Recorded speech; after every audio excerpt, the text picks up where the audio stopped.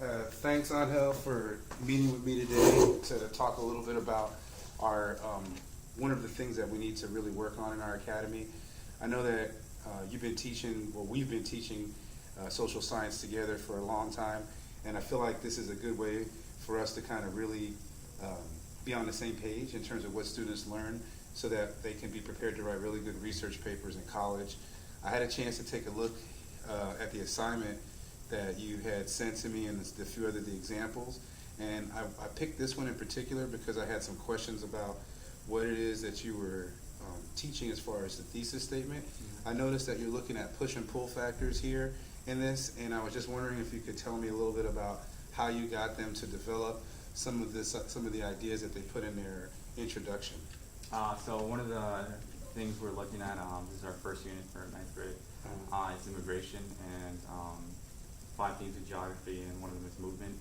So we read a series of articles that pertain to different people who have moved, and we discussed the pull and push factors. And I had them do a diagram where they essentially talk both about the pull and push, their location, and what their experience was there. So what I wanted them to do after this, this is the final product, I wanted them to interview someone who had moved either from another country or from one state to another state. So we went over pull and push factors quite a bit, and that's one of the things I wanted them to include in their introduction. That way they showed me that they had a general idea of what pull and push factors were. But some of the kids got it, and some of the kids didn't. So that's something I still have issues with. What do you think were some of the reasons that some of the kids maybe didn't get it when it was presented? Just possibly just the way, I explained it, or they might have not been there that day, or, I should have, followed through more, and I should have, checked individually before they started actually writing the final product. I shouldn't assume that, they all knew what it was, which I thought they did, but obviously I was wrong. I fell into the same thing, because I ended up with the essay, and I know you had seen this already because students were working with you about it, but I ended up with the essay about what factors make empires successful or not, and I started them off with an introduction, and I asked them to write their thesis, and I got back about maybe 15% of the total papers, and then finally I created this graphic organizer, and I made them choose one of the thesis statements here that had the fill into it, and I know this comes back to some of the efficacy strategies that we had talked about. Yeah. So that's good because I feel like students are already moving towards their the opportunities to decide things on their own, and that they're actually getting support from other students when they do this. So yeah, I looked at it over this a little when you sent it, and actually it looks pretty good, and it's definitely something I could use, because I didn't have anything like this when I had them write their thesis. It was just more I was just having them do it. But if they had something like this, this would be like a good marker to see if they're actually doing it correctly, before they actually typed it up and turn in the final product. And it has a citation section in it, which at this point for the sophomores, I didn't have them do any type of MLA citation, and in this case, this person just wrote the book's name. So now I feel like I need some more detail in here into what exactly it is that I want in that box, because just naming the book isn't enough. I want them to be able to really cite the source to go back to their thesis statement, because in each one of these columns, it has them tell me why or what it means based on what it is that they put in their thesis statement. So I'm thinking that that might be a good piece to do. Also, I had them do open-ended questions as part of the movies that we're watching. Just a quick question. So once you had them actually do this, what was the difference in your turnout rate?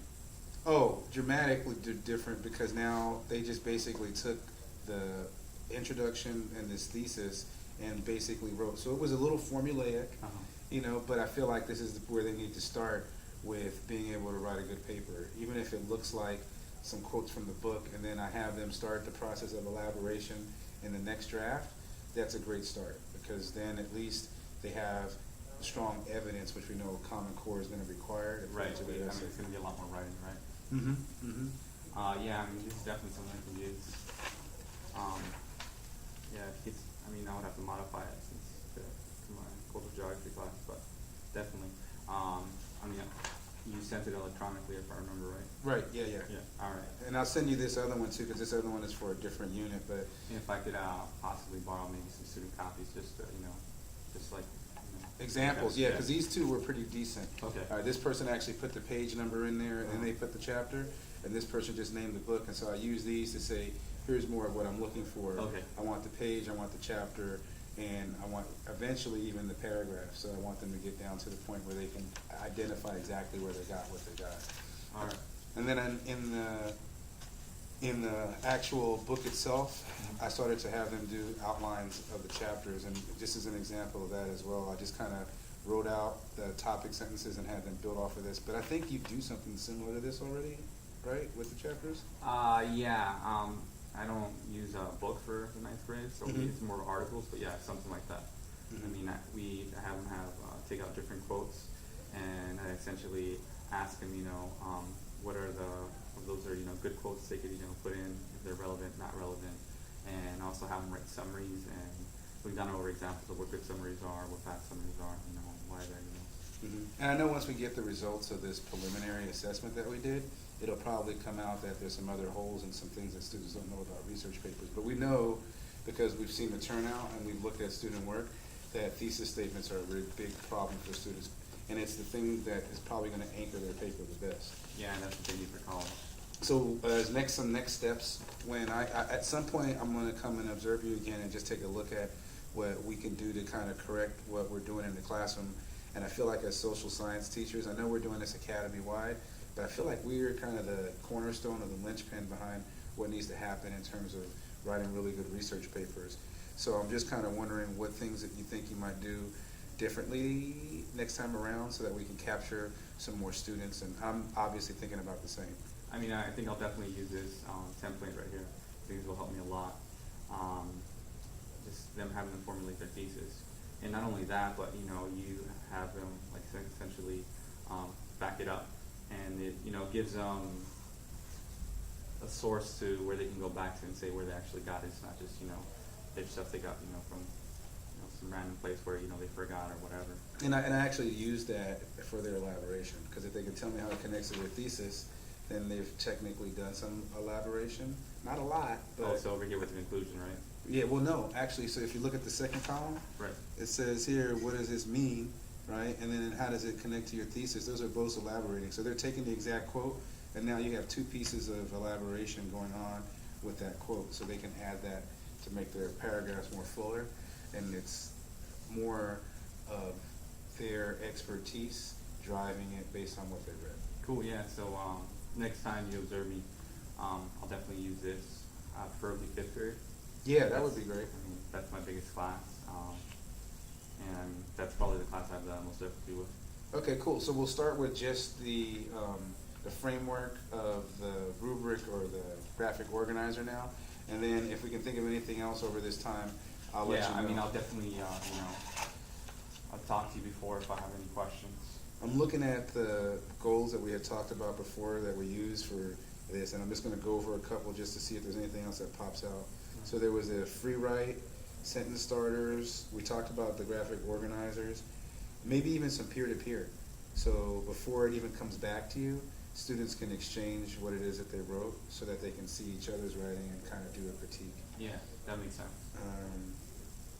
Yeah, so we'll look to do those for this next time around, and then hopefully that'll bring up the level.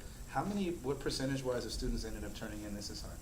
I mean, most of them turned it in, but like I said, their thesis wasn't that good, I mean, some of them, got it, but some of them, didn't, so that's something I'll, definitely.